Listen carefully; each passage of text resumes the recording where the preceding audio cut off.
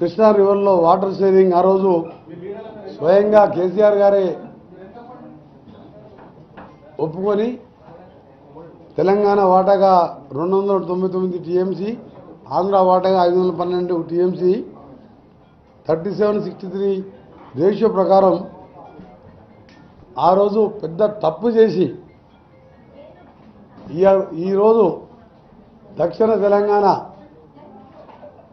మహబూబ్నగర్, నల్గొండ, ఖమ్మం జిల్లాని ప్రజల్ని నట్టేట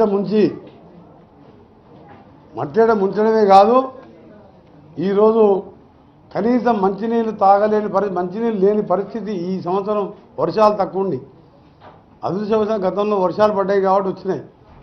ఈరోజు మంచినీళ్ళు కూడా లేని పరిస్థితిలో కారకుడైన టీఆర్ఎస్ ప్రభుత్వం 15 సంవత్సరాలు నల్గొండ జిల్లాతో పాటు 3 జిల్లాలను నాశనం చేసి,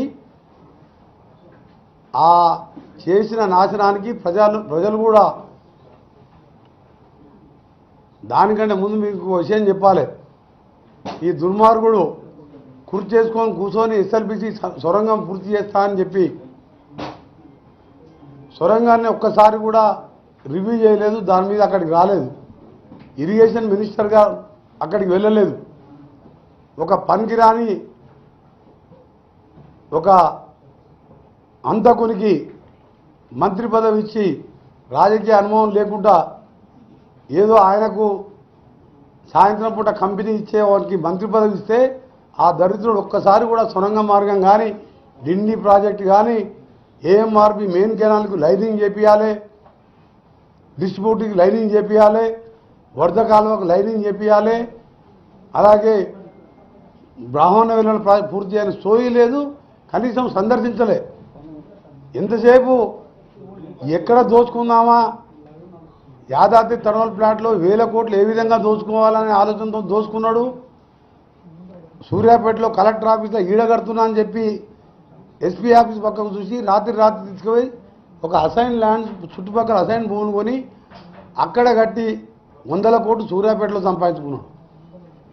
కనీసం ఇవాళ సూర్యాపేటలో కూడా నీళ్లు లేని మూసి నీళ్ళు తాగే పరిస్థితి ఇవాళ ఆ పనికిరాని వానికి జిల్లాకు మంత్రి పదవి ఇచ్చినందుకు.